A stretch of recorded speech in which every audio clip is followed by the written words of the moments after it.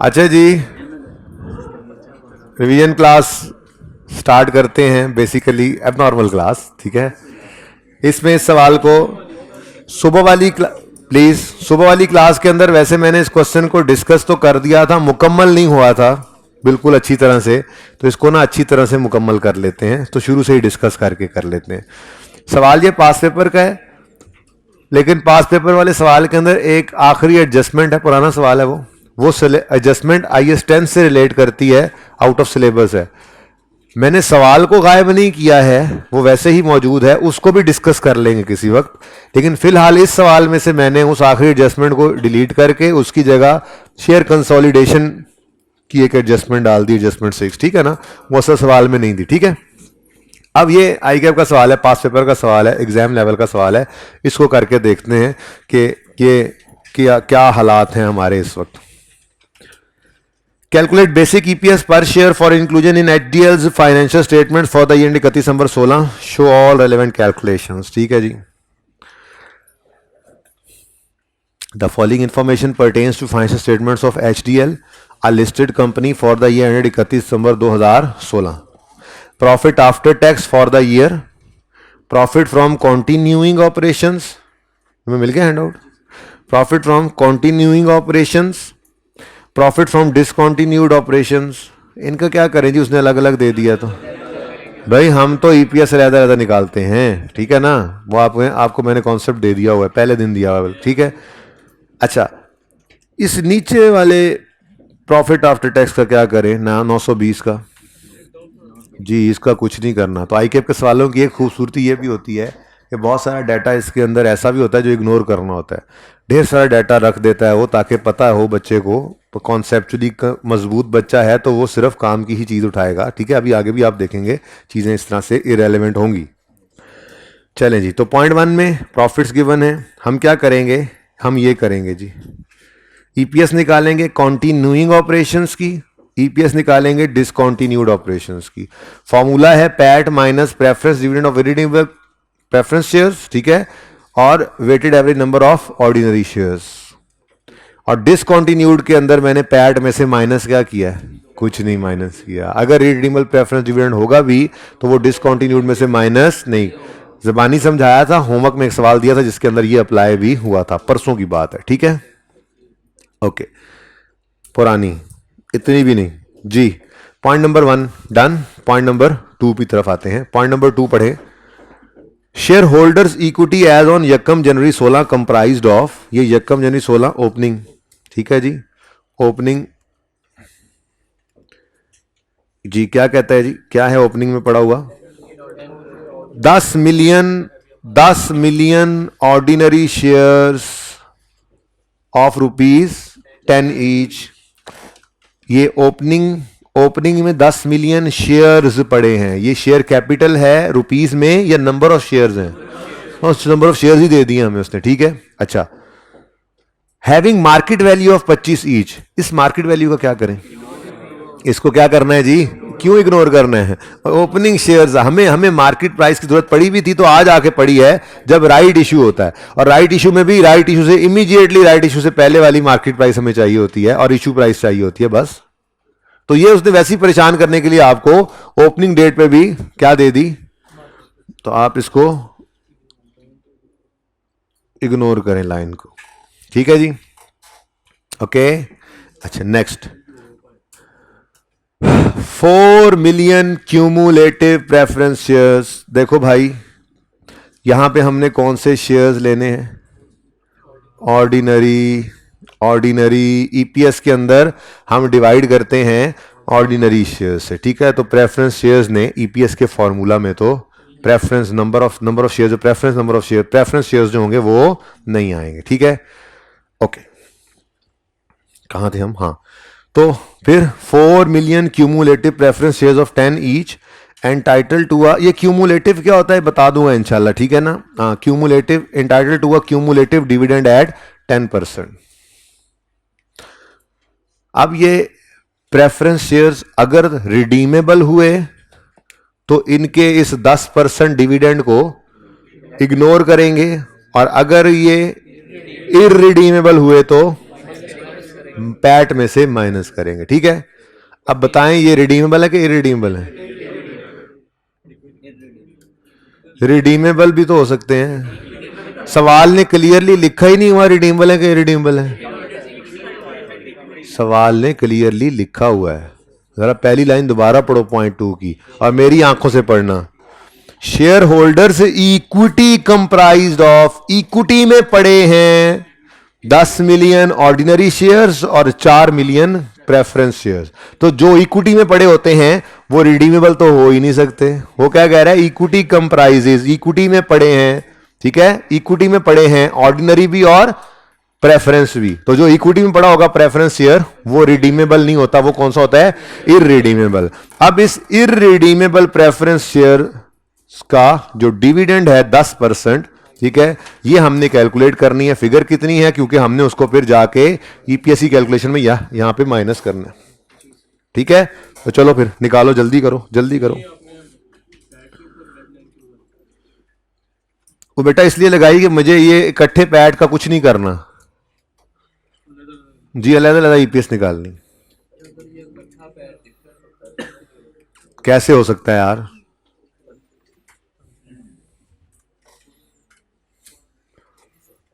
वो होगा तो फिर सवाल के अंदर कोई एडजस्टमेंट देगा, उस हिसाब से बताएगा कि क्यों फर्क है। ऐसे ही अगर डाल के कुछ भी कर लेते हो, कुछ भी। वो मतलब तुम सिनोनिम्स यूज कर लेते हो ना अगर के। हाँ जी, कितना आया जी? अच्छा जो है काम है क्या, वो ना करी। प्रेफरेंस डिविडेंड कितना है रिडीमेबल का? दूसरी रो में जगह बना दें, शाबाश, 2 स्टूडेंट्स की जी। ये जी 4 मिलियन शेयर्स हैं भाई। ये सुबह वाली क्लास वाले बच्चे आ रहे हैं ना, इनको हाइब्रिड में भेजो यार। चलो बिठा लो, अब ये आ गया। अब आए हुए मेहमान को तो नहीं मोड़ना चाहिए भाई। आप लोग ना हाइब्रिड में बैठा करो प्लीज, ठीक है। वो ज्यादा बेहतर है, इधर से ज्यादा बेहतर है वो। पता नहीं क्या आप लोग एंड पे बैठ के क्या मिलता है। प्लीज खामोश होंगे, किसी ने बोलने का कहा आपको? फीमेल स्टूडेंट्स भी इसी में शामिल हैं खामोश रहने वालों में। भाई चुप कर जाएं, बाजी चुप कर जाएं।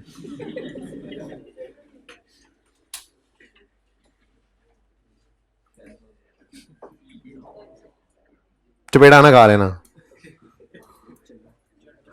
अच्छा जी सुने, क्या कह रहा था मैं, बुला ही दिया आपने। हाँ, ये 4 मिलियन शेयर्स हैं। परसेंटेज ऑफ डिविडेंड इस नंबर ऑफ शेयर्स के ऊपर नहीं लगेगी। आपको याद है हमेशा से परसेंटेज ऑफ डिविडेंड लगती है शेयर कैपिटल इन रुपीज वाली फिगर पे। हाँ, नंबर ऑफ शेयर्स को यूज कर सकते हैं तब अगर डिविडेंड दिया हो पर रुपीज। जैसे स्टेटमेंट ऑफ चेन इक्विटी के टॉपिक में क्वेश्चन बैंक के सवालों में उसने दे दिया था ₹4 पर शेयर डिविडेंड है, ₹5 पर शेयर डिविडेंड है। तो मैंने कहा था यार इसको भी 4 बाय फेस वैल्यू 10 करके, 5 बाय फेस वैल्यू 10 करके परसेंटेज निकाल लो, और परसेंटेज को रुपीज पे मल्टीप्लाई कर, रुपीज पे अप्लाई करते हैं हम, ठीक है ना। तो 4 मिलियन शेयर्स हैं, इस पे 10% नहीं लगा सकते आप, ठीक है। 4 मिलियन शेयर्स हैं और 10 इनकी फेस वैल्यू 10 है। तो इधर देखो 4 मिलियन शेयर्स इंटू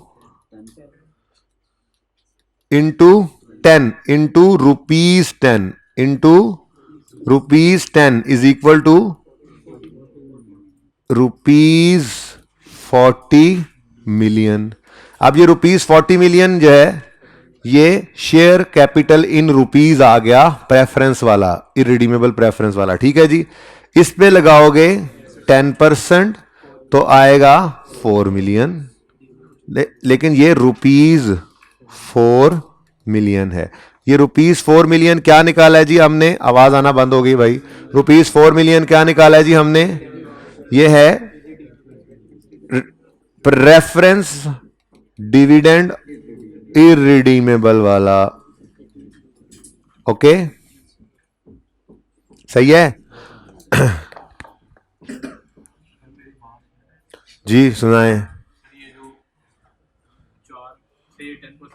हाँ क्या?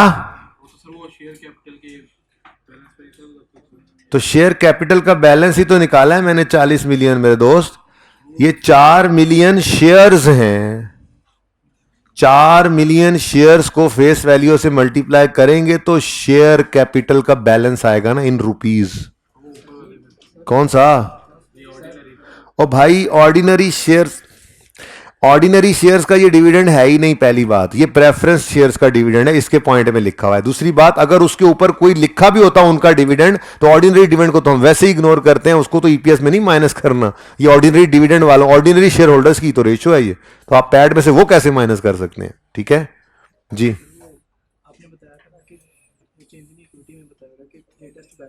हाँ हाँ बिल्कुल, तो ये लेटेस्ट ही है। नहीं नहीं भाई जो कह रहा है उसको तो वो आप ना बताओ, ठीक है, वो मुझे खुद बता देगा। अच्छा जी, मुझे आप ये देखें कि वो कह रहा है यकम जनवरी पर 4 मिलियन शेयर्स पड़े थे, तो शेयर कैपिटल इन रुपीस कितना है? 40 मिलियन। ये यकम जनवरी 16 पे है। उसके बाद पूरे सवाल में कहीं कोई और प्रेफरेंस शेयर इशू ही नहीं हुआ, तो फिर यही लेटेस्ट बैलेंस हुआ ना, इसी पे ही लगा रहे हैं। मैं अपनी बात पे आज भी कायम हूं कि डिविडेंड की परसेंटेज हमेशा शेयर कैपिटल के लेटेस्ट बैलेंस पे लगती है। अब ये प्रेफरेंस वाले हैं या ऑर्डिनरी वाले हैं? प्रेफरेंस वाले हैं। किस दिन पड़े हैं? यकम जनवरी को। नंबर ऑफ शेयर्स कितने हैं? 4 मिलियन। हर की फेस वैल्यू कितनी है? 10। इसीलिए मैंने ये रिवीजन के अंदर डाला है सवाल, क्योंकि ये मसले मसाइल बच्चों को आ रहे थे, ठीक है ना। मैंने कहा शुरू से कर लें जी। तो ये फेस वैल्यू कितनी है? 10। तो रुपीज में कितना है प्रेफरेंस शेयर कैपिटल? 40 मिलियन। ये यकम जनवरी 16 का ओपनिंग है। अब इसके बाद कोई preference dividend, preference share issue नहीं हुआ, तो यही लेटेस्ट बैलेंस है। तो 10 मिलियन फिर इस 40 पे लगेगा, 4 मिलियन आ जाएगा प्रेफरेंस डिविडेंड। ठीक है, सही है जी। चलूं, अब इजाजत है आगे जाने की, ठीक है। अच्छा जी, ये बेसिकली आपने यहां पे वर्किंग करनी थी, आपने यूं शो कर देना था। पैट कितना है जी? पैट बताएं कॉन्टिन्यूइंग का। 765,000 में अब चूंकि सवाल चल रहा है ना, नहीं वो मिलियन में था, लेकिन ये मैंने अब 1000 में नहीं, अच्छा 1000 में ही कर लो फिर। ये 4 मिलियन 4000 कर लो, ठीक है। बहुत मिलियन बहुत छोटी फिगर हो जाएगी। पिछली क्लास में 765,000 किया ना, अब उन्होंने ऐसे सॉल्व किया होना है, फिर उन्होंने कहना लो जी अब ये मिलियन हो गया, ठीक है। तो 765,000 माइनस 4000, ठीक है जी, माइनस 4000।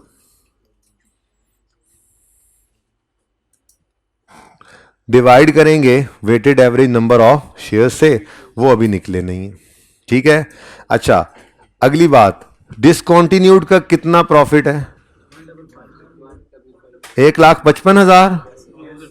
1,55,000 माइनस, इधर से कुछ नहीं करना, आप बस weighted average number of shares निकलेंगे और हमारा आंसर निकल आएगा, ठीक है, सही है। तो ये जो 4,000 है ना, ये 4,000 ये कैलकुलेट करने के लिए उसने हमें 0.1 के अंदर बुलेट 2 दिया हुआ था, इनफैक्ट 0.2 के अंदर बुलेट 2, ये ठीक है। तो ये वर्किंग आपने वहीं पर जहां पे आप निकाल रहे होंगे ना ईपीएस, वो छोटा सा स्टार जो मैंने ऊपर लगाया है, वो स्टार आप लगा के उसके नीचे ही आपने ये वर्किंग छोटी सी, यहाँ पे इतनी तफसीली थोड़ी करनी है, वहां पे तो आपने सिर्फ यूं डायरेक्ट ही लिख लेना था 4 × 10 × 10%, 40 आंसर, ठीक है जी, ओके। 40 नहीं, सॉरी 4 ही आंसर आ गया दोबारा, ठीक है जी। आगे बढ़ें जी। पॉइंट नंबर 1 हो गया, पॉइंट 2 भी अब हो गया। हाँ, बस पॉइंट 2 में से 10 मिलियन शेयर्स हमने वेटेड एवरेज की कैलकुलेशन में लेने हैं, तो चलो शुरू करते हैं ना। हमने वैसे भी तो अब ये वर्किंग करनी है, रह ही यही गया। तो ओपनिंग कितने शेयर्स पड़े हैं जी? 10,000, 1000 में काम चल रहा है अब, 10 मिलियन नहीं 10,000, ठीक है। 1000 में सवाल चल रहा है, पहली क्लास में 1000 में हो गई थी बात इस पे, ठीक है ना, तो अब 1000 ही चलेगा जी। पॉइंट 1 में 10 मिलियन शेयर्स को हमने ले लिया वेटेड एवरेज की कैलकुलेशन में, और 4 मिलियन को और कुछ नहीं करना, जो इसका करना था वो। अच्छा, अगर ये 4 मिलियन वाला प्रेफरेंस शेयर कैपिटल रिडीमेबल होता तो फिर बिल्कुल ही कुछ ना करते, ठीक है ना।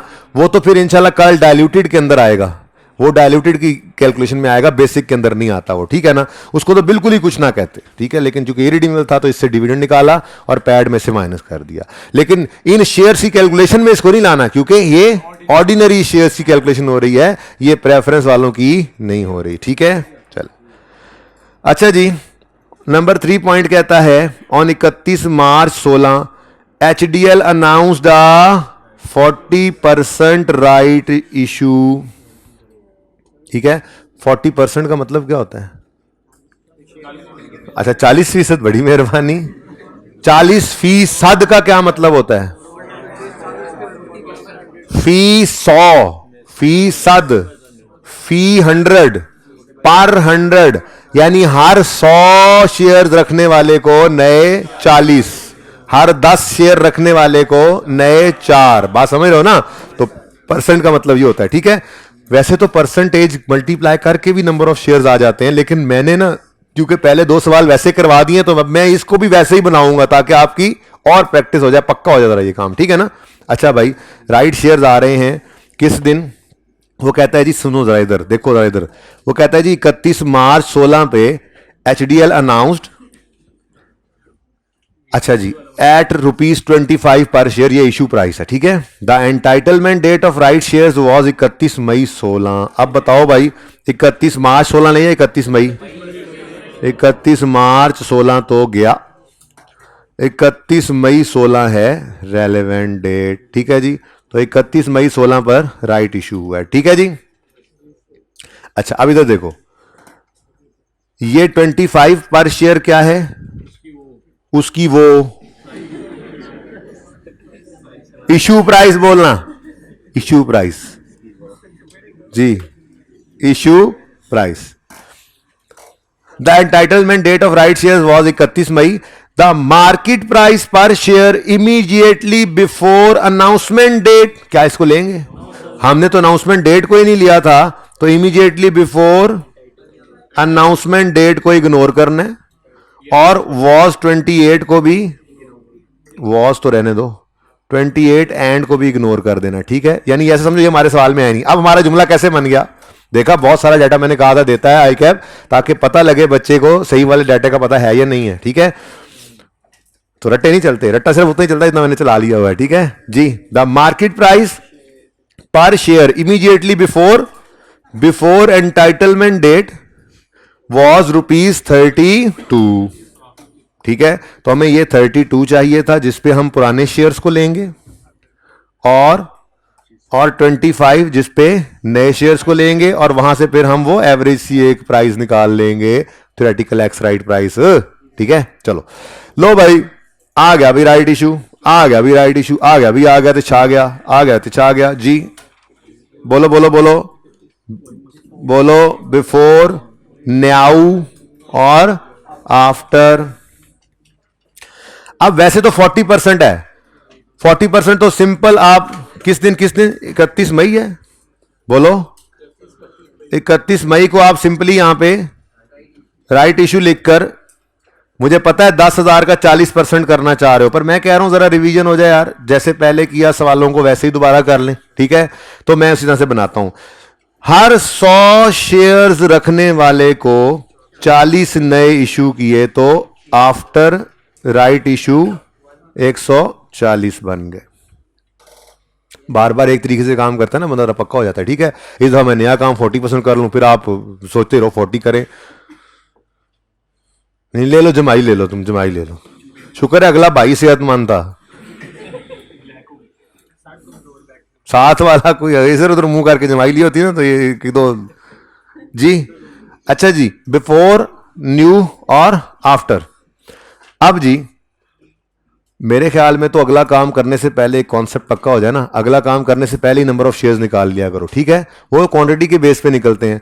तो 10,000 का 40% आप ले सकते थे, लेकिन मैंने जबरदस्ती आपको कहा नहीं नहीं नहीं नहीं, इसी तरह से करें। ठीक है, तो 10,000 जी, बिफोर राइट इशू 100 थे, हर 100 वाले को तो डिवाइडेड बाय बिफोर, न्यू कितने 40, वही 40% ही लिखा हो मैंने। 40/100 का मतलब क्या होता है? 40% ही होता है जी। बोलो 4,000 नहीं भूला यार, फ्रैक्शन लगा लेते हैं जी। बताएं जी, जनवरी से 31 मई तक 5/12 जी। उसके बाद भाई कितने शेयर्स हो गए?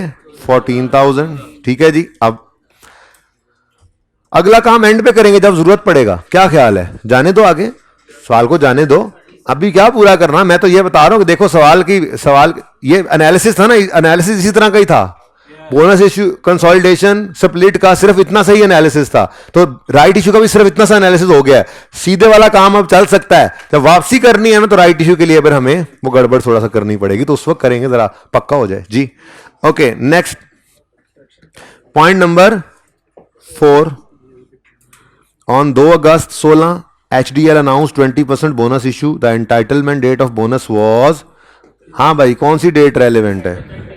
तो 2 अगस्त हो चाहे 32 अगस्त हो, 2 अगस्त हो चाहे 32 अगस्त हो, हमें क्या, हमारे लिए तो रेलिवेंट है 31 अगस्त। ठीक है जी, ऊपर वाली डेट के बारे में कह रहा था, चाहे 36 अगस्त हो। ओके जी, तो 31 अगस्त को क्या हुआ जी? बोनस। तो 31 अगस्त 16 पर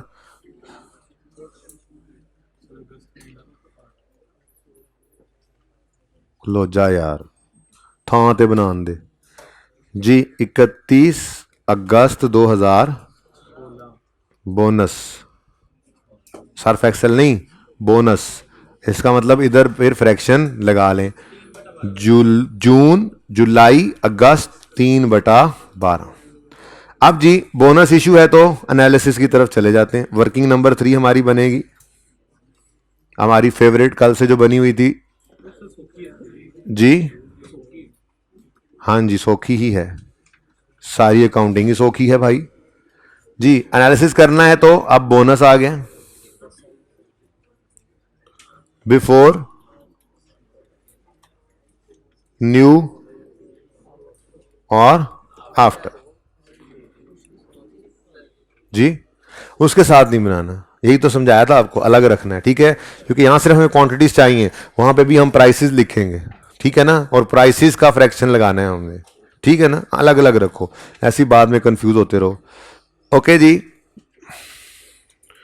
बिफोर, एंड वालों को नजर ही नहीं आता, फिर न्यू और आफ्टर जी। फरमा दें 20%, 20% हर 100 शेयर्स रखने वाले को 20 शेयर्स मुफ्त में बांट दिए। तो आप 20% लगा के भी निकाल सकते थे, लेकिन बाल वैसे ही करेंगे जी। हर 100 शेयर्स रखने वाले को 20 नए शेयर्स दिए, तो फिर 120 शेयर्स हो गए उसके पास, ठीक है। लो भाई 14,000 शेयर्स पड़े हैं जी, और हर 100 शेयर्स रखने वाले को 20 मुफ्त में बांटे, ठीक है जी। तो बिफोर बोनस 100 थे, न्यू इशू किए 20, आंसर बताएं 2800, ठीक है जी। टोटल कितना हो गया? 16,800। कुछ और भी है जी, थोड़ी सी जगह बना लेते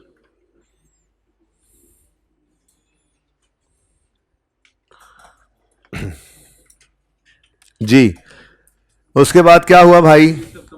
on 30 September BOD announced 20% interim cash dividend for 16। हाँ जी, ये वो डिविडेंड है जो जो ऑर्डिनरी वालों का है, मैंगो वालों का है, ठीक है। लेकिन इसको तो हमने ईपीएससी कैलकुलेशन में नहीं लेना होता, इग्नोर करेंगे। क्यों क्यों? ये उन्हीं का तो डिविडेंड है, वो उसी प्रॉफिट में से निकलना है जिस प्रॉफिट को वो लेकर चेक कर रहे हैं कि हमारे शेयर, हर शेयर ने कितनी अर्निंग्स कमाई है, तो इसको कभी भी माइनस नहीं करना। तो फिर ये पॉइंट भी आपके लिए माशाल्लाह माशाल्लाह, इसको आपने क्या करना था? इग्नोर करना था। ये शेयर कैपिटल पे लगेगा, और शेयर कैपिटल में राइट इशू भी बढ़ चुका है, अब बोनस इशू भी बढ़ चुका है, तो 16,800 शेयर हुए पड़े होंगे, इंटू 10 करोगे, इंटू नहीं करना ना फिलहाल। तो निकलना तो ऑर्डिनरी शेयर कैपिटल के लेटेस्ट बैलेंस पे है, जिसमें राइट इशू के शेयर्स भी बढ़ चुके हैं, अब बोनस वाले शेयर्स भी बढ़ चुके हैं। अब अगर उसके बाद ये अनाउंस कर रहे हैं तो सारे शेयर्स उसके अंदर शामिल हैं, सब पे मिलेगा, पर वो हमारी इस कैलकुलेशन का इस वक्त मकसद नहीं है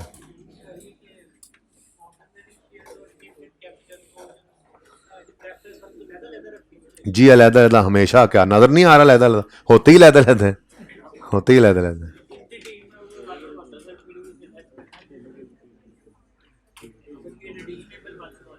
हाँ, किस में से? पैट में से तो वो होके आना था, होर की रह जाता है फिर पीछे। चल सोची घर जाके। अच्छा जी सुने, लास्ट पॉइंट है, प्लीज बेटा बातें नहीं करें।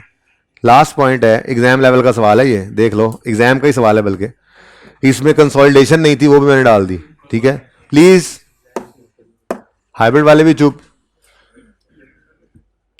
On 30 November 16 HDL carried out a 2-for-3 consolidation. ये अब अजीब सी बात लिख दी उसने, 2-for-3 का क्या मतलब होता है? अपने वो पसंद वाला, जैसे आज तक लिखते हैं वाला जुमला लिखें तो 2-for-3, 2-for-3, इसका मतलब यह है कि एवरी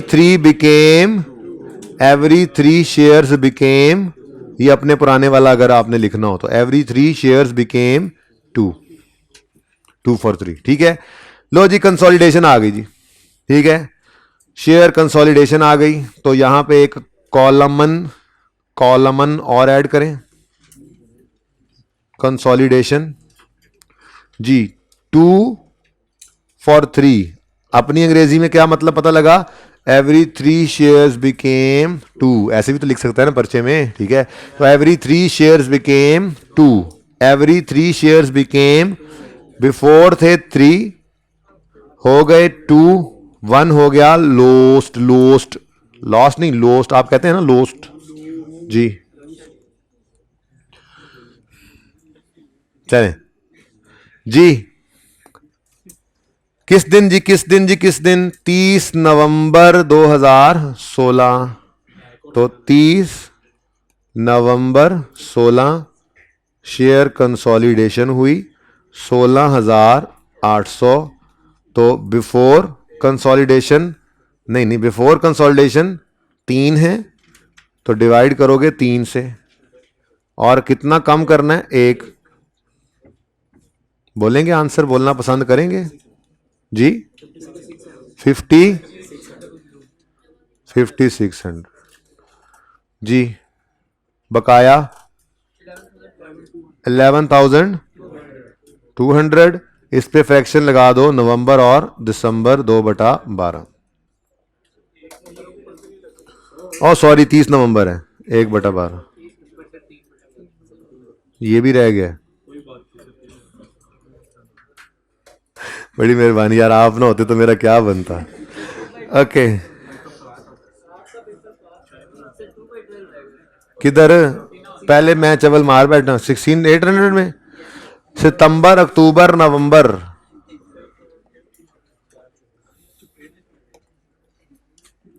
चलें जी सवाल तो खत्म हो गया है। अब बस ये हमारे दोस्त हैं, ठीक है जी, जिनमें सबसे पहला दोस्त है 11,200, फेवरेट दोस्त है हमारा।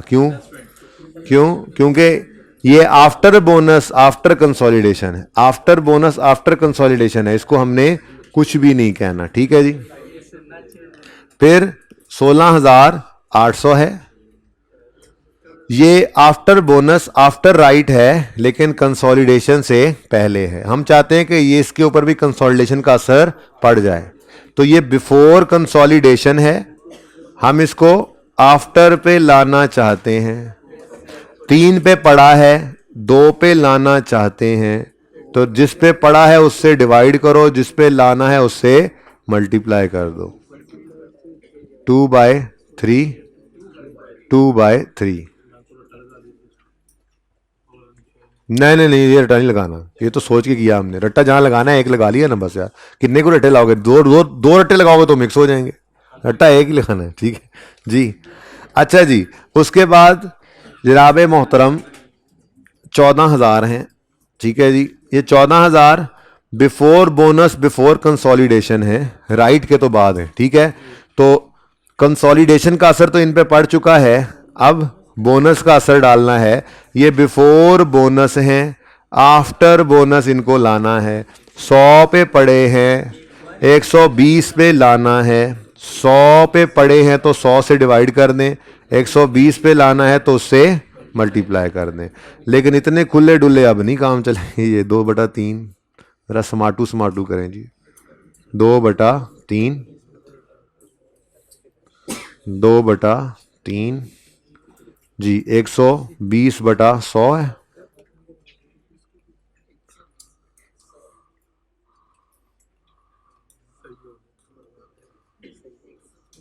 ठीक है जी।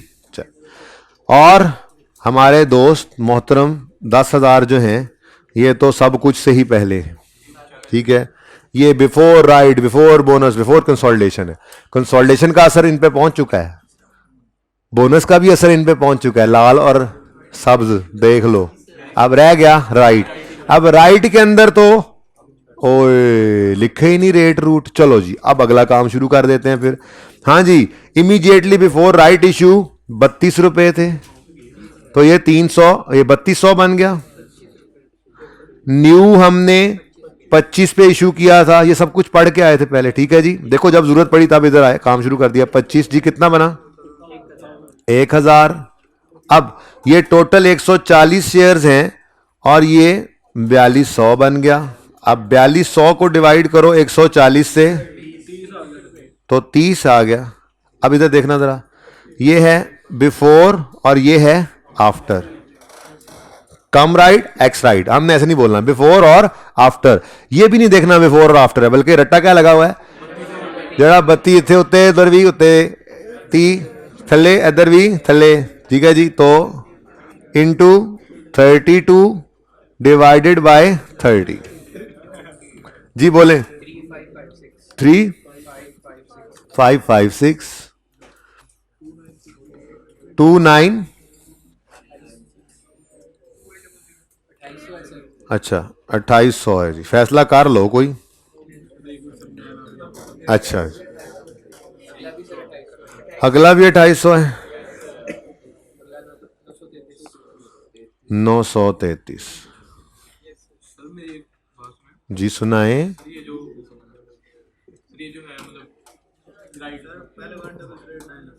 अच्छा जी, लिख लेते हैं। हाँ जी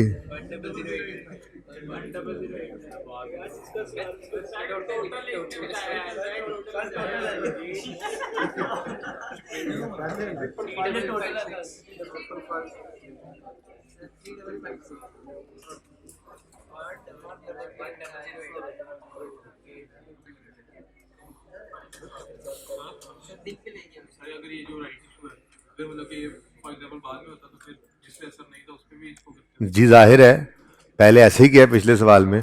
मिसाल के तौर पे अगर राइट इशू यहां पे होता, ये राइट इशू होता यहां, तो इधर भी असर आता, इधर भी आता, इधर भी आता, सब पे ही आना था भाई। वही तरतीब वही है। नहीं नहीं अच्छा सवाल था। खैर है यार, करने दिया करो सवाल बच्चों को, मेरे जैसे नहीं होते सारे बच्चे।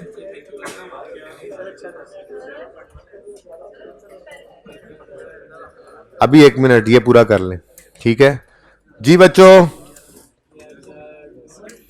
10089 और 10089 जी,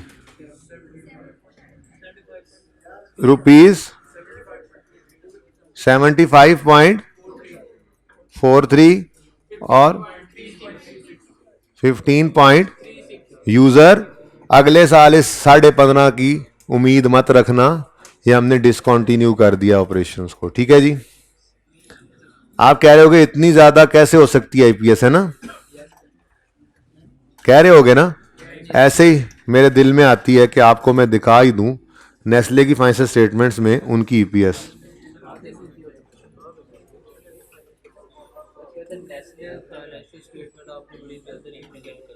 यार वो एफआईआर 2 में चल रही है ना, इन्हीं के ऊपर से पढ़ा रहे हैं जी। क्या कह रहे हो आप, ये हकीकी हकीकी है, आप हकीकी कर रहे हो आप। इधर देखो जी, ये स्टेटमेंट ऑफ प्रॉफिट और लॉस होता है और इसके अंदर ये देखो अर्निंग्स पर शेयर गिवन है। अभी फिलहाल सिर्फ बेसिक को देखो आप, अर्निंग्स पर शेयर बेसिक, बस डाइल्यूटेड इनकी है, ये इनका कोई डाइल्यूटिव इंस्ट्रूमेंट है ही नहीं, ठीक है ना। अब ये 162 और 256 आप इजी ले रहे हैं, आप 75 के ऊपर रोना रो रहे हैं, ठीक है। नेस्ले की अर्निंग, एक शेयर नेस्ले का पिछले साल उसने 256 अर्निंग्स कमाई थी पर शेयर, ठीक है। इस साल तो उल्टा कम हो गई है, ठीक है जी। ये आपको दिखा रहा हूं मैं, प्रॉफिट एंड लॉस की बॉटम के ऊपर आखिरी लाइन होती है अर्निंग्स पर शेयर। अर्निंग्स पर शेयर जो आपने कैलकुलेट किया ना, फार्मूला शार्मूला, वो नहीं लिखना आपने। हाँ, इसके डिस्क्लोजर की कुछ रिक्वायरमेंट हैं, वो पढ़ा दूंगा, तो एक छोटा सा नोट बन जाता है जिसके अंदर हम लिख देते हैं जाके कितने नंबर ऑफ शेयर्स एवरेज थे जो हमने निकाले, वो हम लिख के वो हम डिस्क्लोजर दिखा देंगे, वो भी यहीं से आके देख लेंगे इंशाल्लाह। ठीक है, ये मैंने कहा वैसे ही दिखा दूं, आपके दिल में ये ना आए। जी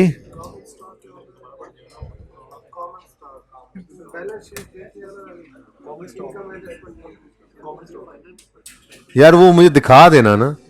जी ये भाई आपका सवाल है, ये वाला HDL, ये एग्जाम लेवल का सवाल है जी।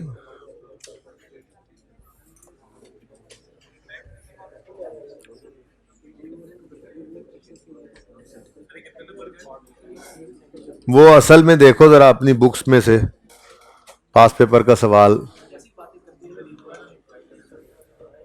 बच्चे तस्वीरें बनाने, मैं नहीं ना छेड़ सकता इसको। यार पानी तो पिला दे उस्ताद।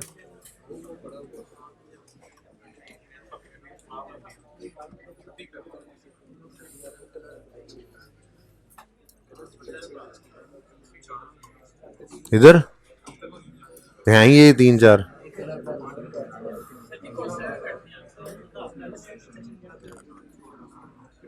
क्वेश्चन तेरे पास है ना, उस पे खुद लिखना था ना, सफा इसलिए दिया है।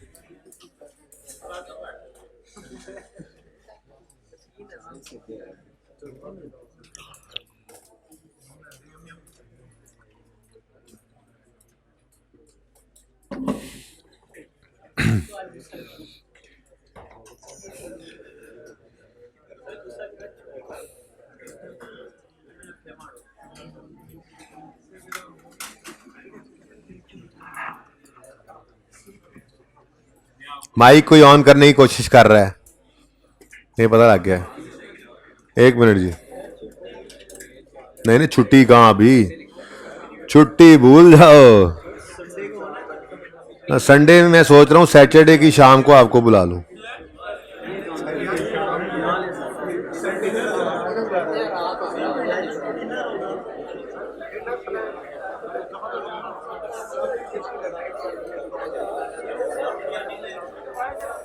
यार इसमें से चार्जर निकाल दो। अच्छा ये चुप करें, ओ भाई चुप करो।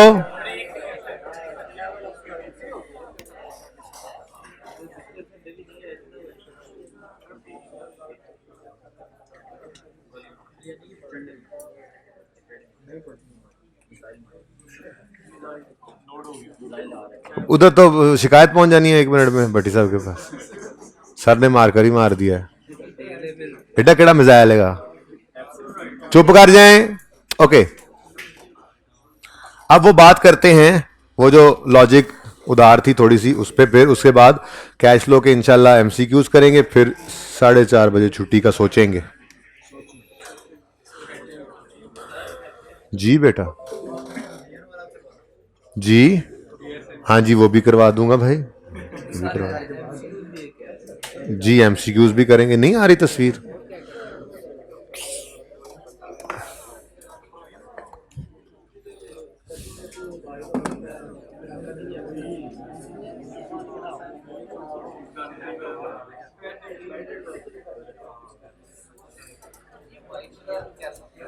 क्या ऐसा ही बस, जैसा आप माइक ना लगा के करते हैं, आदत हो जाती है अब तो। अच्छा जी, ये क्वेश्चन था हमारा, ये ओरिजिनल वाला है चेंज्ड वाला है? ये ओरिजिनल वाला है। चलो इसमें अब इस लॉजिक को समझाने की कोशिश करता हूं। जो मैंने कहा कि ये जो ऊपर नजर आ रहा है इसको ऊपर वाले को ऊपर लिख लो, नीचे वाले को नीचे लिख लो। ठीक है, लॉजिक समझाने की कोशिश करता हूं। आ गई समझ तो वाह वाह, ना समझ आई तो सवाल देखा आपने, पास पेपर का भी हो गया। ठीक है ना, हो गया ना बगैर लॉजिक के। ठीक है, अच्छा होमवर्क वाले भी सारे सवाल हो जाएंगे बिना लॉजिक जाने। ठीक है, चुप कर जाओ तुम। अच्छा जी, ओरिजिनल वाला सवाल है, ये तो ओरिजिनल है, तो पहले इसी पे प्रूफ कर लेते हैं, चेंज्ड वाले पे। चेंज वाला फिर उधर पड़ा है, चलो दोबारा लिख लेंगे।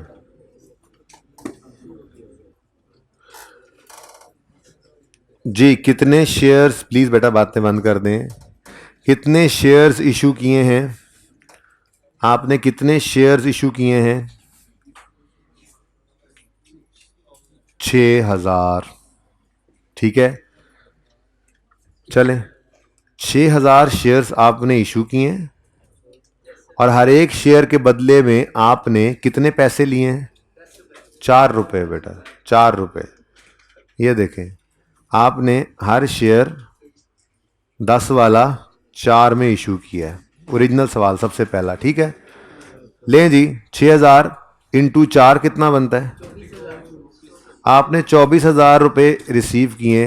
हालांकि बेटा बातें प्लीज़ मत करें, अगर आप मार्केट प्राइस पे शेयर्स को इशू करते, अब मैंने निकालना शुरू कर देना क्लास में से ये जो जो बोल रहे हैं इस मेरे सामने वाली रो में, एंड पे वाइट शर्ट वाले भी और ये जो सामने बैठे हुए हैं जी, अगर हम मार्केट प्राइस पे शेयर्स को इशू करते तो हमें कितना रिसीव होता? यार ये वाइट शर्ट ब्लैक शर्ट को कहो प्लीज़ चुप कर जाए, प्लीज़ चुप कर, जैसे को पीछे छुप के मत बोले, दूसरे भाई के सर के पीछे छुप के मत बोले। अच्छा जी, 24,000 रुपये हमने रिसीव किए, ठीक है। रिसीव करने कितने चाहिए थे हमें? शुड भी होने चाहिए थे इतने। क्या ख्याल है? और एक्चुअली हमने रिसीव किए कितने? तो हमने कितने रुपए कम? 36,000 रुपये कम रिसीव किए। इसका मतलब ये हुआ कि हमने 36,000 रुपये के समझो शेयर्स फ्री बांट दिए। कह सकते हैं कि हमने 36,000 रुपये के शेयर्स मुफ्त बांट दिए।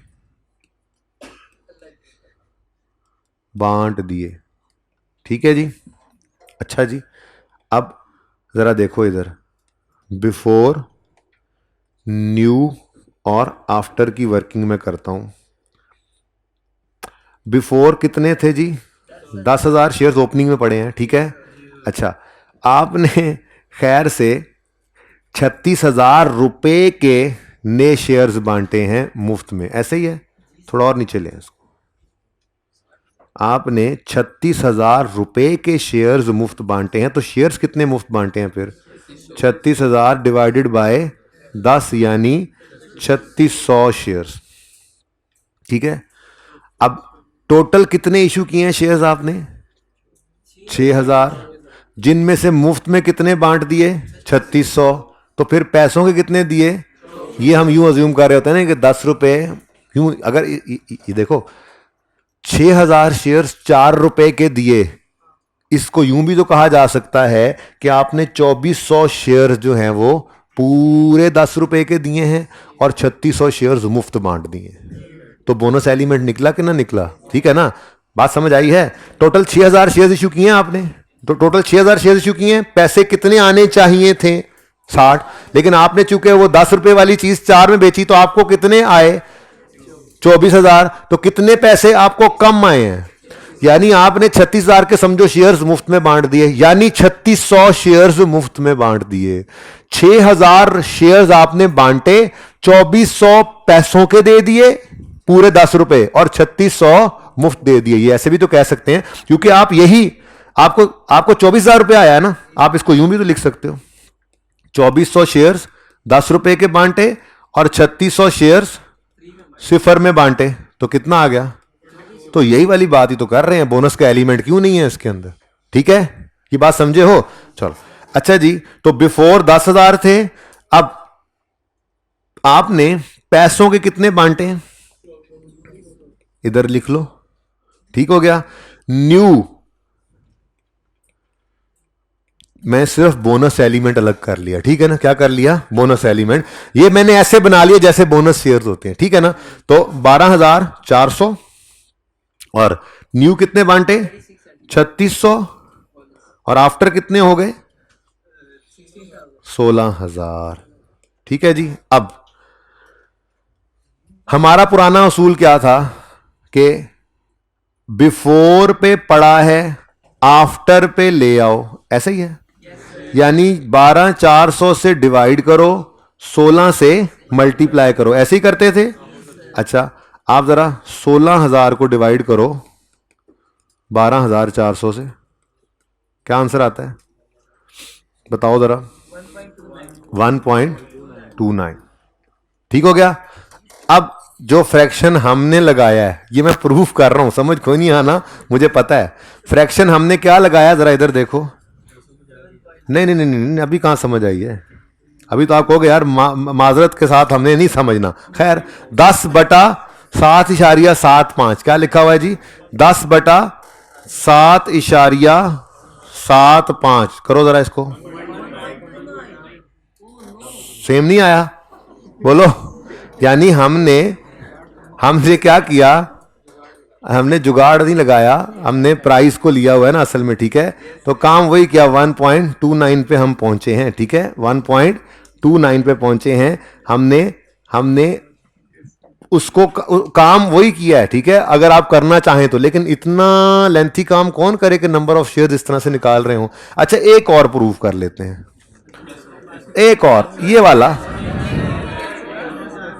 खैर है, जरा तसल्ली कर लो। ये चेंज क्वेश्चन, ये देखो देखो देखो देखो, जरा ऐसे ही, जरा ऐसे ही।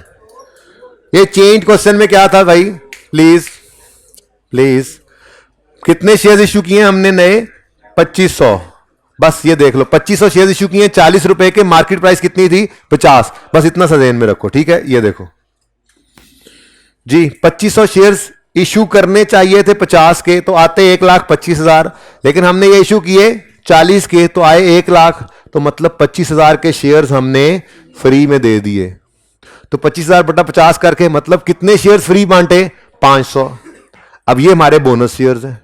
ये क्या है? Bonus element. अब बिफोर 10,000 थे, 2,000 ये क्या 2,000 क्या, 2500 शेयर्स अगर टोटल बांटे हैं, 500 मुफ्त में बांटे हैं, तो मतलब 2,000 पैसों के बांटे हैं। तो मैंने बिफोर के अंदर क्या ले लिए? पैसों वाले सारे शेयर, 10,000 भी और 2,000 भी, टोटल कितने हो गए? 12। तो बिफोर बोनस, अब मैंने राइट इशू में से ना निकाला है बोनस। इतना मुश्किल काम है, देखो ऐसे मुसीबत में पड़ रहे हैं। बहरहाल राइट इशू में से क्या निकाला है मैंने? बोनस का एलिमेंट। ठीक है, मैं क्या कह रहा हूं, 12,000 शेयर्स थे बोनस इशू से पहले। कितने बोनस इशू किए इस राइट इशू के अंदर? 500। आफ्टर बोनस कितने हो गए? 12,500। चेक करो, 12,500 बटा 12,000 आफ्टर पे पड़े हैं बिफोर। 12,500 बटा 12,000 कितना बना? 1.04। और ये जो आपने थोड़ी देर पहले खुद सवाल करते हुए 50 बटा 48 किया था, ये 50 बटा 48, ये करके देखो आंसर क्या आता है। ठीक है, चक्कर आ रहे हैं ना? ठीक है, तो अब भाई इसका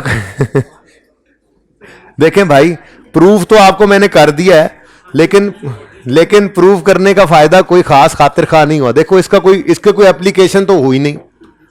नंबर ऑफ शेयर्स निकालने बड़े, मैं आपको कहा था कि सारे का सारा बोनस नहीं है ना। राइट इश्यू के अंदर एक एलिमेंट छुपा हुआ है बोनस का, वो एलिमेंट हमने निकाला और फिर नंबर ऑफ शेयर्स की तरह से उसकी कैलकुलेशन बना ली।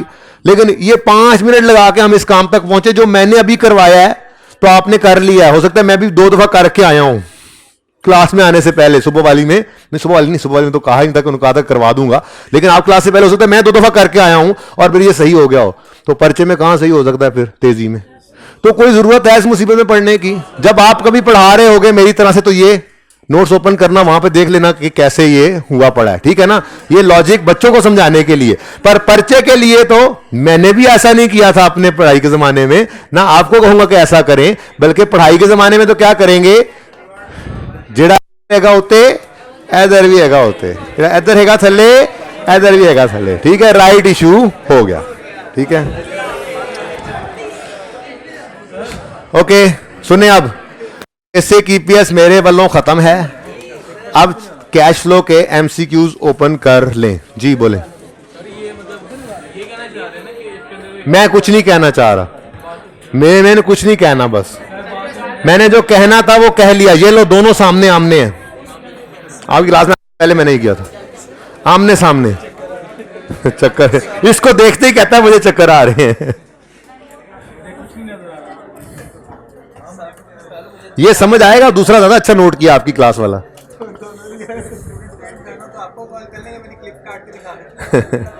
जब स्टूडेंट को समझाना होगा ना तब समझ के आओगे क्लास में।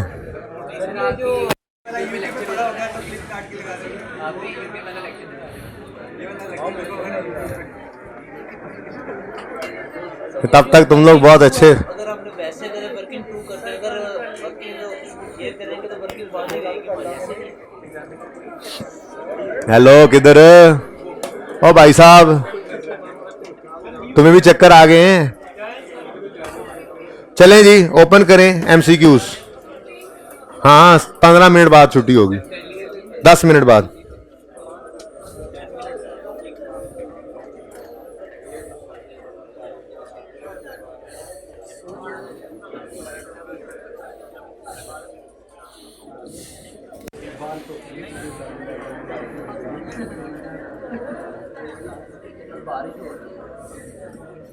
बार बारिश हो रही है।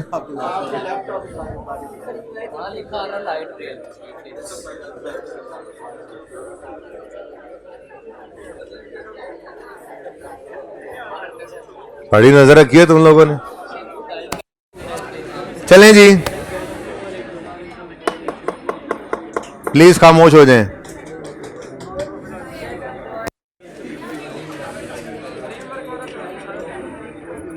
कौन कौन से एमसीक्यूज कहे थे लाजमी करके आने हैं?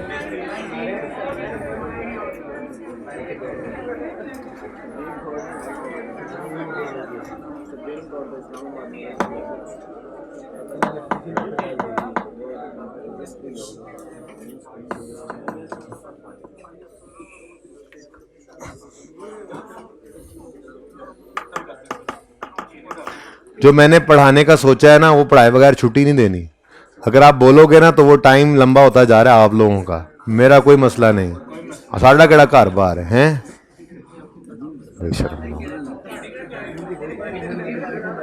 तुम यार एक पानी का गिलास पढ़ो। अच्छा जी, नंबर 19 20 बल्कि 20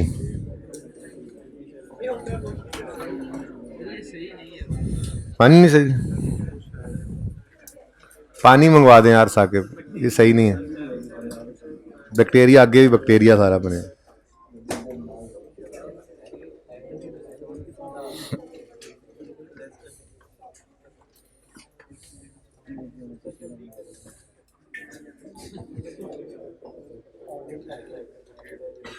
Following amounts have been calculated for inclusion in statement of cash flows of House Limited.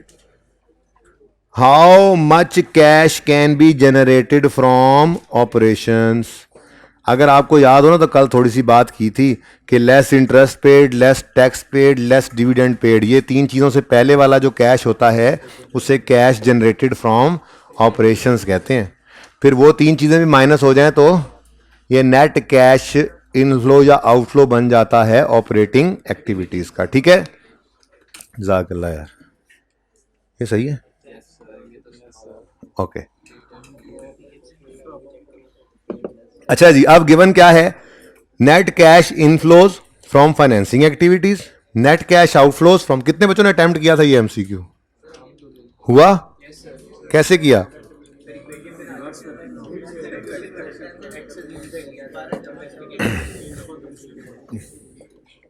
आपका कैश फ्लो का फॉर्मेट जो है, statement of cash flows, operating activities, PBT, फिर एडजस्टमेंट्स, फिर एडजस्टमेंट्स, फिर लेस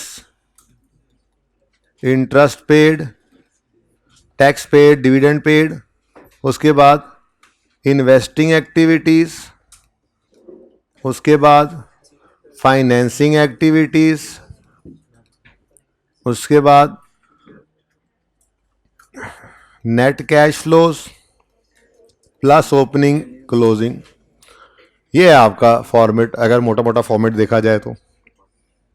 अब सवाल के अंदर क्या कुछ गिवन है देखते हैं। वो कहता है जी सबसे पहले net cash inflows from financing activities. तो फाइनेंसिंग एक्टिविटीज के अंदर नेट में कैश, ये जो सी आता था, इनफ्लो है कितना?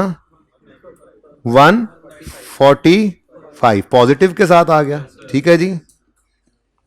Next, net cash outflow from investing activities, तो ये जो बी आया करता था ये -160 है। अप्रोच समझें, ठीक है ना, टॉपिक आना चाहिए एमसीक्यूज में, फिर क्या मसला होता है, ठीक है जी। उसके बाद increase in cash and cash equivalent, increase यानी कि ओपनिंग में 0 था, क्लोजिंग में 24 हो गया, यही सिखाया था आपको।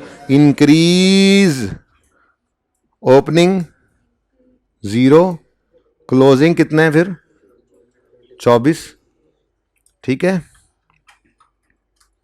ये क्या हुआ, अच्छा ऊपर से सेलेक्ट हो गया, यही बनता है ना, okay. Next, income tax paid और इंटरेस्ट पेड 65 और 12, interest paid, tax paid, tax paid 65, interest paid 12, ठीक है जी। इससे ऊपर आपको बताया था कि ये तो यहां पे तो आएगा ना टोटल ए, ठीक है ना, और सही है, ये ए प्लस बी प्लस सी यहां पे आता है। लेकिन इससे ऊपर जो एक स्टॉप होता था, स्टॉप जिसका नाम कभी नहीं लिया था, उसका नाम आपको कल मैंने बता के भेजा था, ठीक है, और वो है cash generated from operations, cash generated from operations, ठीक है जी। तो ये रिक्वायरमेंट थी हमारी इस सवाल की, ठीक है। अब 24 से वापसी का सफर शुरू करते हैं, ठीक है जी। 24 से हम वापस चले, ठीक है जी, एक स्टेप पीछे आए, 24 में 0 ऐड या लेस जो भी करो 24 ही आता है, ठीक है। अब हमने रिवर्स ऑर्डर में जो चलना है, तो जो चीजें पॉजिटिव हैं यानी ऐड होते होते यहां तक पहुंची है, रिवर्स जाते हैं उनको क्या करते जाना है माइनस, और जो माइनस वाली हैं उनको ऐड। अब आप 24 को लिखेंगे कैलकुलेटर पे, ठीक है जी, और 24 में आपने -145 प्लस 160 करना है। आंसर बताएं जरा वैसे, अच्छा यहां रुकने की कोई जरूरत मेरे ख्याल में नहीं थी, आंसर निकालना है ना हमने कौन सा वर्किंग शो करनी है, फॉर्मेट शो करना है, ठीक है। तो जान दो बेशक, वैसे रुकना है तो रुक भी सकते हो, लेकिन वापस जाने दो। +65 + 12 116, ये बैलेंसिंग फिगर, ये आपकी रिक्वायरमेंट का आंसर था इसका 116, ठीक है जी। यानी कि सोल्यूशन तो सिर्फ इतना सही हुआ फिर, ओके। ठहर जाओ, पिक्चर खींच लो 1 मिनट।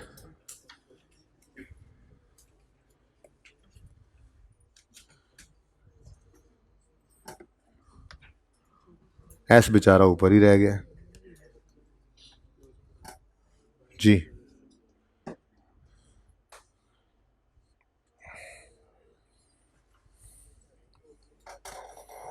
क्लियर है जी।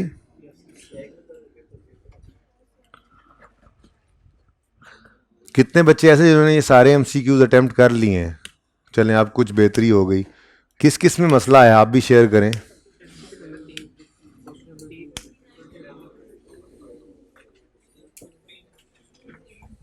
फिफ्टीन बहुत आ रही है आवाज, अच्छा चलें इसको तो नोट कर लें, इसके बाद ना तरतीब से चलता हूं मैं, सुन लें। अब ये क्लियर है,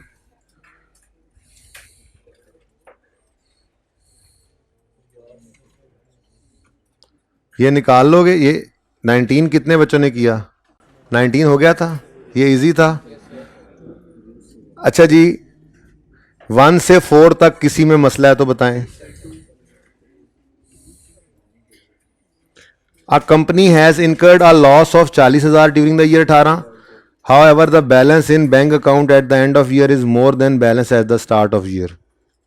वो कहता है जी वैसे तो इनको लॉस आया है, ठीक है, लेकिन जब हम बैंक अकाउंट का बैलेंस देखते हैं तो वो ज़्यादा है पिछले साल की निस्बत।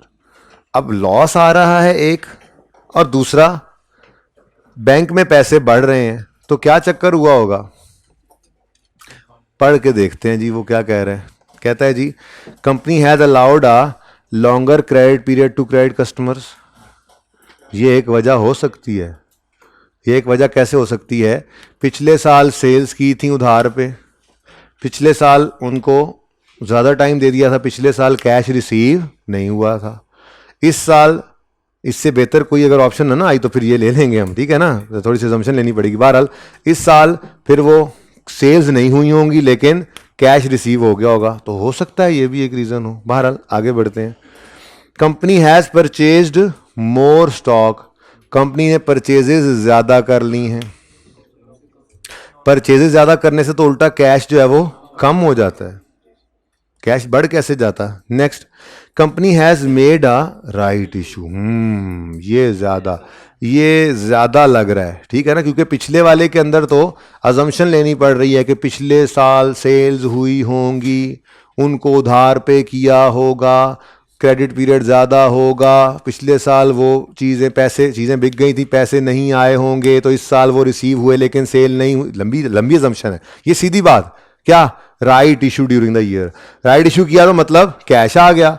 अब अभी कैश आया है, जरूरी तो नहीं है कि एकदम से बिजनेस ने प्रॉफिट्स भी कमाने शुरू कर दिए हो, ठीक है, तो ये मुझे ज़्यादा रेलेवेंट लग रहा है। नेक्स्ट पढ़ लें।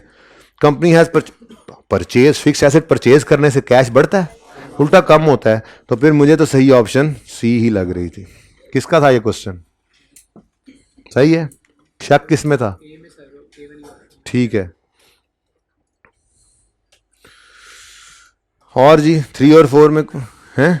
अब ऐसे नहीं करना कि जानबूझ के सही जाओ। हाँ नहीं, 3 में मसला है। अच्छा बोल रहे हैं। A company has provided following information, share capital given है, शेयर प्रीमियम दोनों साल का, दोनों साल का। भाई यार एक बात छोटी सी की थी आपके साथ, अब सिर्फ चेन इक्विटी के अंदर जाके दोबारा कर दूंगा कि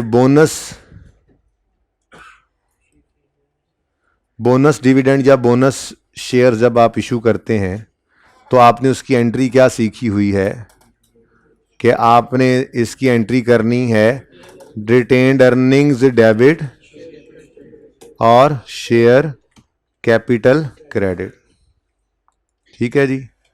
लेकिन इसका एक और ऑप्शन भी अवेलेबल है, ये बात की भी हुई है मैंने, ठीक है।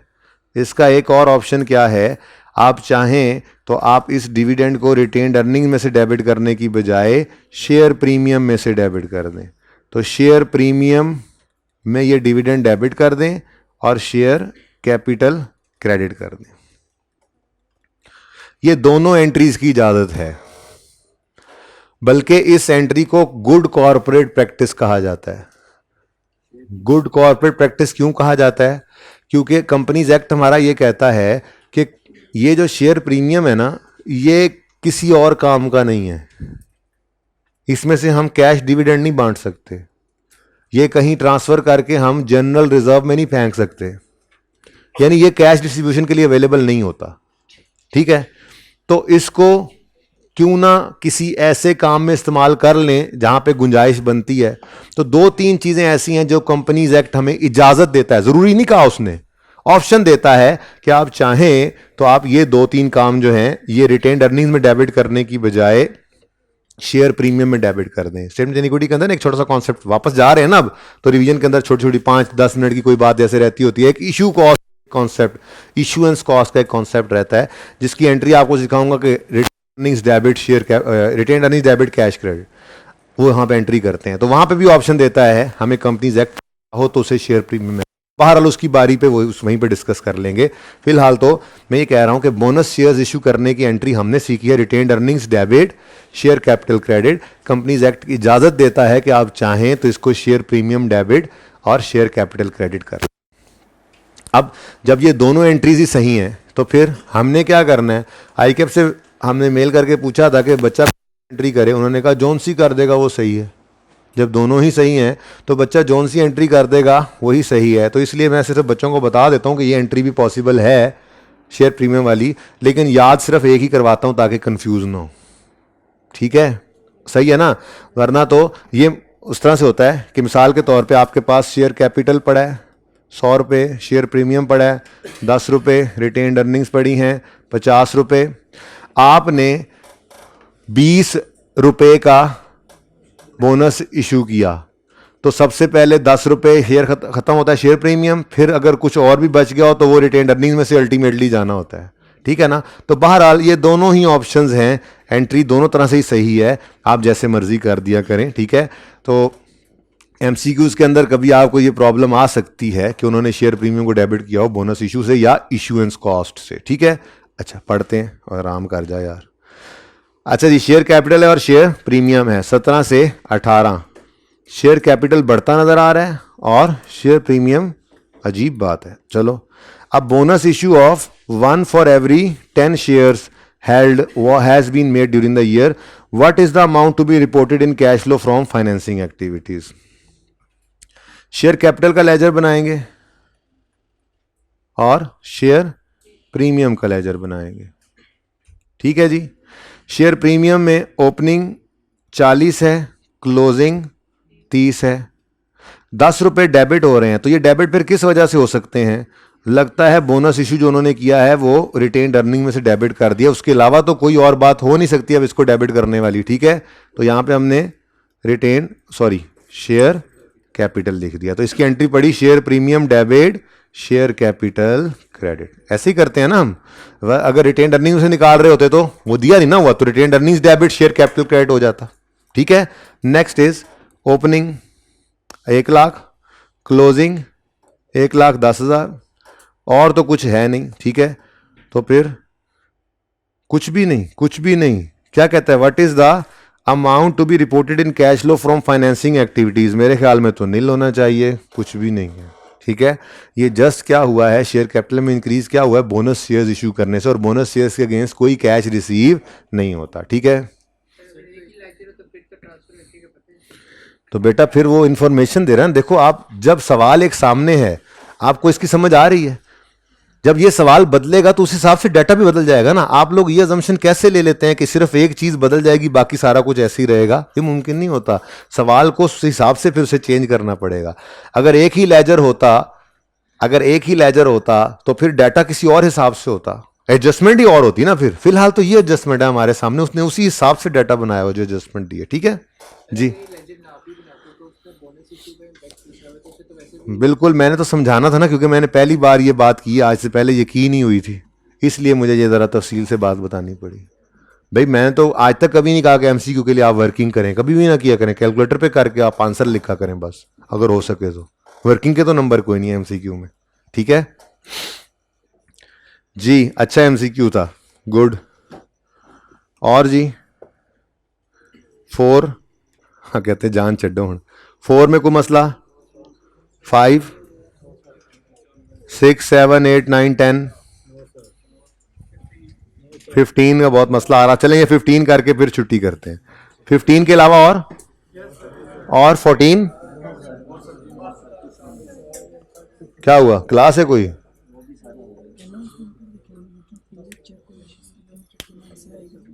ओके जी, यूट्यूब के ऊपर कुरैशी स्टील लिमिटेड के नाम से एक लेक्चर आएगा, वो सवाल की डिस्कशन आपने देख लेनी है। उसके बाद मैं अभी आज क्लास के बाद बैठ के यहाँ मॉडर्ना वाला सवाल भी ढूंढ दूंगा और उसकी डिस्कशन भी इंशाल्लाह वो कल अपलोड कर देंगे जी, वो भी कर दूंगा। वो तो अपने हैं, ये जो मॉडर्ना ढूंढना है ना, ये पिछली दफ़ा वाले यूट्यूब से ढूंढना है कहीं से मैंने। बाकी ये तो मंडे लिमिटेड तो प्री के अंदर डिस्कस्ड है, वो आपको दे देंगे। मंडे लिमिटेड भी लिख लो, लेकिन 1 बाय 1 आएंगे आपने, ताकि इनको आप ले भी सको ना। ये थोड़ी है कि आपके फेंक देना है। तो QSL का सवाल पूरे 1 घंटे की रिकॉर्डिंग भी नहीं होनी, आप लोगों के लिए तो बहुत ईजी है, आप तो लेंगे इसको। बस वो प्री वालों को ज़रूरत नहीं है। QSL का सवाल उन्हीं की क्लास का डिस्कस हुआ आपको आ रहा है, ठीक है ना। तो आपने वो डिस्कशन ले लेनी है लाजमी, ओके। उसके बाद नहीं, ये कुरैशी स्टील है बोरिंग कॉस्ट का, ये टर्म टेस्ट 1 के अंदर गालिबन आया था, ऐसे ही है। 12 टेस्ट के अंदर आया वो सवाल है, कुरैशी स्टील डिस्कस हो गया था या सवाल तो डिस्कस। अब जिसको दिल करे वो डिस्कशन ले ले, प्लीज चुप करें, ओके। उसके बाद इंशाल्लाह दूसरा सवाल जो है वो मॉडर्ना वाला, जो कि NPO का सवाल है, वो भी मैं आपको अवेलेबल करूंगा। और तीसरा है मंडे लिमिटेड, ये IS 16 का है। ठीक है, ये ज़रा मैं थोड़ा सा लेट कर रहा हूँ ताकि आइए 16 के ज़रा नज़दीक पहुँच जाए ना, ये तब आपको डिस्कशन अगर जाए तो आपका रिवाइज हो जाएगा, फिर मुझे उससे बड़ा फ़ायदा हो जाएगा। क्योंकि जब मैं आइए 16 पे जाऊँगा तो आपने ये मंडे लिमिटेड वाला सवाल ताज़ा ताज़ा सुना होगा, किया होगा, तो आपका आइए 16 थोड़ा सा रिवाइज हुआ होगा, तो ज़रा मुझे रिवीजन में हेल्प मिल जाएगी। इसलिए मैंने फ़िलहाल इसको एंड पे रखना है। तो अभी इसके बाद मॉडर्ना आएगा, उसके बाद फिर मंडे लिमिटेड आएगा। ठीक है साकिब भाई, आपने नोट कर लिया है? तो कल इनको मॉडर्ना दे देना है, परसों इनको मंडे लिमिटेड दे देना है। ओके, स्पिन इंडस्ट्रीज तो मैं करवाऊंगा, डिस्कस कर लूँगा। ठीक है, उसको देख लेते हैं उसको। ठीक है, अवेलेबल तो है प्री में वो, लेकिन मैं हो सकता है प्री वालों के लिए भी दोबारा डिस्कस कर लूँ उसको, लेकिन फिलहाल जो कहा है आपको आप वो कर लें। ठीक है, अच्छा जी, इस पेज पे या 15 से पहले तो कोई एमसीक्यू नहीं है मसले वाला, तो 15 पढ़ लें पे, बस आखिरी है।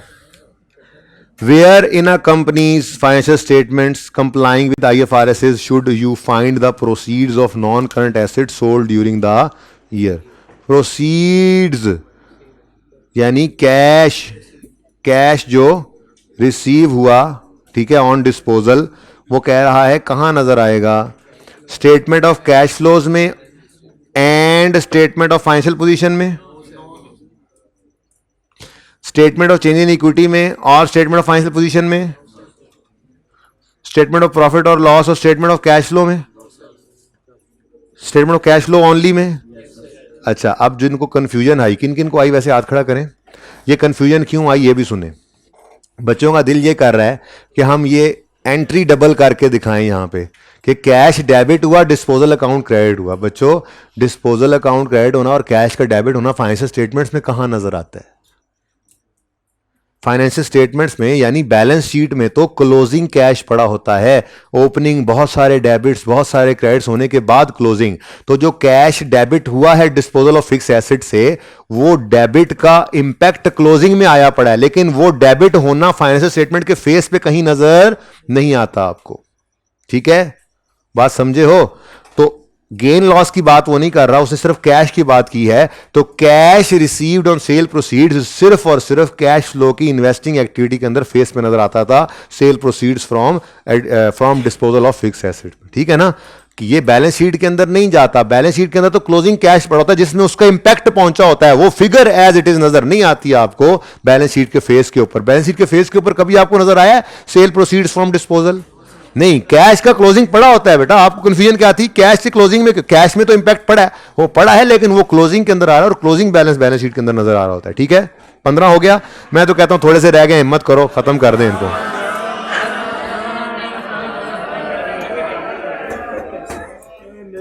सिक्सटीन में किसी को मसला आया हो? 17 है? 16 में किसी को है मसला? कोई बोला था? 17, 18, 19?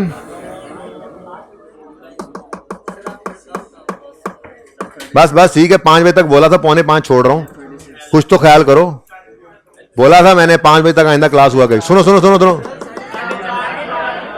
अच्छा भाई ठीक है, जिसने जाना है जाए जी। 16, 20, 20, 20, 20 तक कोई मसला? भाई 36 सुन लिया है। 21 तसल्ली तो लेने दो बच्चों से जिन्होंने किया। 22, 23, 24, 25, 26, 27, 28। ये वो बच्चे जिन्होंने अभी तक एमसीक्यूज नहीं अटेम्प्ट किए ना, अब वो हंसे। इधर वो हंसी निकल रही है उनकी, पर्चे में हादसा निकल जाएगा। ठीक है ना, क्योंकि उनको पता नहीं है कि हमें किसमें मसला आया। बाकी सबके साथ तो डिस्कशन हो गई, जिनमें मसला होगा मैं डिस्कस करूंगा। मैंने आपको कहा था, मुझे जो लगेगा, मुझे एक ही लगा था 20वां डिस्कस करने वाला, मैंने कर दिया। ठीक है, हाँ जा रहा हूं उस तरफ तो। ठीक है जी। 27 में 31 तक कोई मसला? 29, gain and losses on disposal of PPE are classified as operating activities या इन्वेस्टिंग एक्टिविटीज? देखो फाइनेंसिंग तो हो ही नहीं सकती। गेन लॉस ऑन डिस्पोजल, चुप कर जाएं, gain loss on disposal financing activity तो हो नहीं सकती। आइदर फाइनेंसिंग और operating depending upon which method, नहीं ये भी गलत है। अब ले दे के रह गए 2। क्या कभी आपको, प्लीज बेटा चुप करें, gain loss on disposal investing activity में नजर आया था? नहीं नहीं, वहां पे तो कैश जाता था, ये तो ऑपरेटिंग एक्टिविटी में। अच्छा, मजे की बात, अगर ये लॉस है मिसाल के तौर पे और डायरेक्ट मेथड कर रहे हो तब भी इसकी एडजस्टमेंट वहीं पर ही पड़ती। ऑपरेटिंग एक्टिविटीज में गेन लॉस कभी भी जो है वो इन्वेस्टिंग एक्टिविटी के अंदर नहीं। ठीक है, पता नहीं किसने ये छेड़छाड़ की है 29 वाली। अच्छा, नो डाउट, लेकिन करते कहां है फिर? पार्ट ऑपरेशंस के अंदर पड़ा होता है, मतलब उन्हीं एक्सपेंसेस इनकम्स के अंदर, तो हम उसमें से निकाल लेते हैं, उसका कैश इन्वेस्टिंग एक्टिविटी में ले जाते हैं, और तो कहीं नजर नहीं ना आ सकता।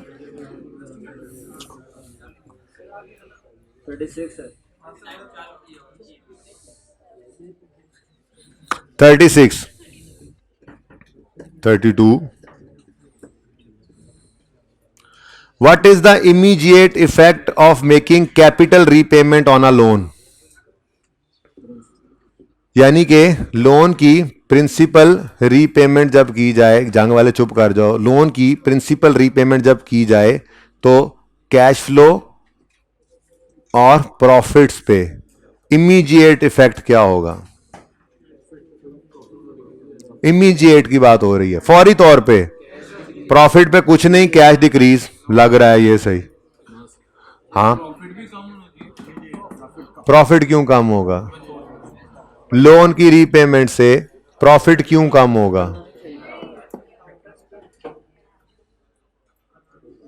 फीमेल स्टूडेंट चुप नहीं करेंगी जो बोल रही हैं आहिस्ता आहिस्ता। जी बेटा, कैपिटल रीपेमेंट से प्रॉफिट नहीं कम होता। हाँ, एक बात है, वो ये है कि आपका लोन प्रिंसिपल कम हो गया तो इंटरेस्ट भी फ्यूचर में अब कम आएगा, लेकिन वो फ्यूचर में कम आएगा ना। क्या लोन पे करते ही इंटरेस्ट एक्सपेंस एकदम से कम हो जाता है? वो इमीडिएट इंपैक्ट पूछ रहा था। ठीक है, तो प्रॉफिट एंड लॉस पे तो कोई इंपैक्ट नहीं होना, लेकिन लोन रीपे होने से कैश ने कम होना है, ये लग रहा है। बाकी भी पढ़ लें। प्रॉफिट बढ़ जाएगा, हद हो गई। लॉन्ग टर्म में प्रॉफिट बढ़ेगा, क्यों? लॉन्ग टर्म में प्रॉफिट क्यों बढ़ेगा? इंटरेस्ट एक्सपेंस के कम होने से, लेकिन इमीडिएटली तो नहीं। कैश डिक्रीज, ये तो नहीं हो सकता। प्रॉफिट डिक्रीज हो जाए, कैश डिक्रीज नहीं। प्रॉफिट डिक्रीज हो जाए, कैश पे कोई नहीं। मुझे तो यही लग रहा है। ठीक है जी, 36 पे आ ही जाएं जी, रोला डाला। इससे पहले तो कोई नहीं है, 33, 34, 35।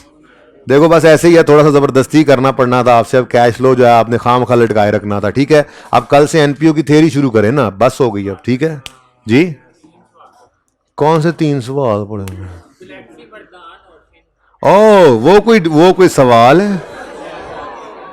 वो कोई सवाल है? अच्छा सुने, एक एक एडजस्टमेंट डिस्कस करने वाली जी। Which of the following company is most likely to face cash flow problems? ये तो जनरल सा था। कौन सी कंपनी ऐसी है जो कैश फ्लो प्रॉब्लम फेस कर रही होगी? वो कहता है a loss making government organisation.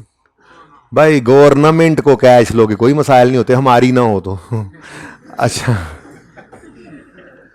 Government के अक्सर प्रोजेक्ट्स लॉस मेकिंग हो सकते हैं, ठीक है ना, क्योंकि उनका मकसद तो प्रॉफिट कमाना होता ही नहीं है। ठीक है, लेकिन वो इतनी एसेंशियल प्रोडक्ट बना रहे होते हैं, ठीक है, कि उसके बगैर गुजारा नहीं होता, वो बनाते रहते हैं चाहे वो लॉस भी कमा रहे हो, लेकिन उनको कैश फ्लोस का प्रॉब्लम नॉर्मली गवर्नमेंट की अपनी जो ऑर्गेनाइजेशन होती है वो उनको कैश फ्लो का प्रॉब्लम नहीं आने देते। ठीक है,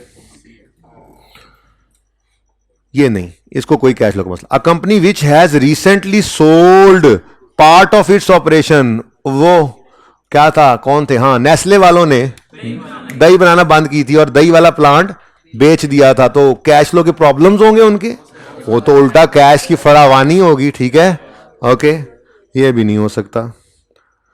आगे मैंने पढ़ा ही नहीं।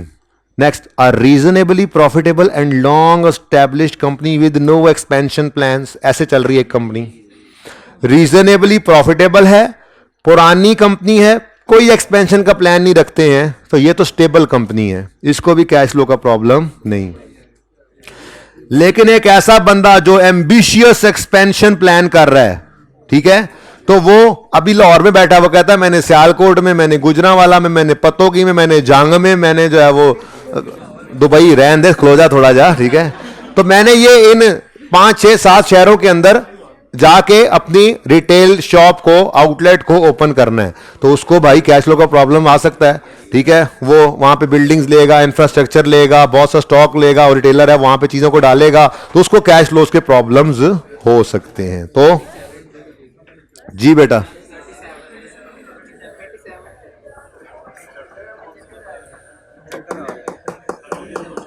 वाकई अच्छा एमसीक्यू है 37, और ये आखिरी है। इसके बाद किसी का क्वेश्चन हुआ भी तो मैं नहीं कहूंगा, ठीक है? अब चुप करके सुन लो, आखिरी। यार आप लोग कितने फजूल लोग हैं यार। आप कल क्लास में खड़े रहोगे, आप भी खड़े रहोगे, उसके बाद भाई ये ब्लैक शर्ट मोटू भाई के साथ मेरी तरह का सेहतमंद जो है, आप भी खड़े रहोगे, 3 हो गए। इनके नाम नोट करो जल्दी से आके, ठीक है? और फीमेल स्टूडेंट्स अब बोलती हुई नजर आएंगी, वो कल क्लास से बाहर होंगी, क्योंकि यहाँ पे खड़े रखना मुनासिब नहीं समझता मैं, ठीक है? और अब कौन चाहेगा इस लिस्ट में आने? आजा आजा, मैं बताता हूँ।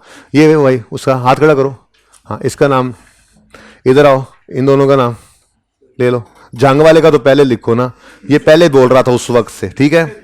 खाम खाम में टाइम जाया करते हो आप लोग यार, थोड़े से इसका नाम लिखो। नाम क्या लिखना है, इसको बस याद रख लो।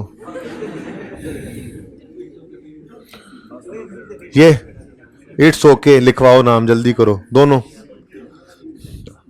ओके जी, और जी और कोई? ये एमसीक्यू करवाता हूं, ये करवाने देंगे बेटा तो ना, इसीलिए तो मैंने अर्ज किया कि कल से इनको, आज तो नहीं कल सजा दूंगा, ताकि इनको ये पता हो कि एंड पे जाके फजूल में नहीं बोलते, खामोश बैठते हैं, ठीक है ना? ये आगे 10-12 दिन है, इनमें हमने रोज ऐसे पढ़ना है। अब रोज आखिरी 15 मिनट अगर ये ऐसे सर खपाते रहेंगे तो पढ़ाई भी नहीं होनी, टाइम भी जाया होना है, ठीक है ना? तो कल इंशाल्लाह खड़े होंगे, परसों से बेहतरीन सेट हो जाएंगे ये भी, और इनको देख के बाकी भी इंशाल्लाह। अब फाका होगा इस खुराक से, ये लाजमी कल खड़े हों। Debit balance on retained earning accounts indicate that, debit balance का मतलब क्या है? अब नॉर्मल रिटेन्ड अर्निंग्स का नॉर्मल बैलेंस क्या होता है? क्रेडिट। जब उसमें प्रॉफिट्स पड़े हों, इकट्ठे हुए, वो क्या है? डेबिट। वो क्या है? Credit balance, normal. अब वो कह रहा है रिटेन्ड अर्निंग्स में आ गया डेबिट बैलेंस, ठीक है? तो क्या मतलब? उन्होंने प्रॉफिट्स से ज्यादा डिविडेंड बांट दिए हैं, और यार ये थोड़ा ही होता है, डिविडेंड तो सिर्फ तब बांटे जाते हैं जब प्रॉफिट्स हों। प्रॉफिट से ज्यादा डिविडेंड कैसे बांट सकते हैं? ये नहीं हो सकता। फिर redeemed some of its share capital. अच्छा, ये रिडीम कर सकते हैं, लेकिन इतना रिडीम करना कोई नहीं अवेलेबल होता कि रिटेन्ड अर्निंग्स ही नेगेटिव कर लोगे। वैसे ये रिडम्पशन मैंने पढ़ानी है, लेकिन ये नहीं है ऑप्शन, मैंने रिडम्पशन अभी करवानी है सिर्फ इक्विटी में जाकर, ठीक है? हाँ, एक्यूमुलेटेड लॉसेस, क्या मतलब? पिछले साल भी लॉस आया था, फिर इस साल लॉस आया, फिर इस 2-3 साल से लॉस आया, तो लॉसेज इकट्ठे होते होते वो प्रॉफिट्स को भी खा जाते हैं और एक्यूमुलेटेड लॉसेज में चली जाती हैं ऑर्गेनाइजेशन। तो ये बिल्कुल सही है। और आखिरी क्या है? Issued bonus shares. नहीं जी, बोनस शेयर्स भी इतने इशू नहीं करने के आप नेगेटिव ही कर लें, जितना अर्निंग मैक्सिमम 0 ही कर सकते हो, ठीक है? चलो आप बता ही दो, अगले 2 में से कोई है तो नहीं? अच्छा चले ठीक है जी, सुने, QSL कुरैशी स्टील कर लीजिएगा, और EPS ना भूलिएगा, हम EPS भी कर रहे हैं, ठीक है? कल इंशाल्लाह हम ज़्यादा फोकस तो रखेंगे इस क्लास के अंदर NPO की थ्योरी के ऊपर, लेकिन जाहिर है कैश फ्लो के 1-2 सवाल जो रहते हैं उनको करते हुए NPO को साथ चलाएंगे, फिर कैश फ्लो के 2 सवाल खत्म होंगे तो फिर स्टेटमेंट ऑफ चेन इक्विटी पे जाएंगे, और इस तरह से साथ साथ चलते चले जाएंगे। जिंदगी रही तो कल मिलेंगे। अल्लाह हाफिज।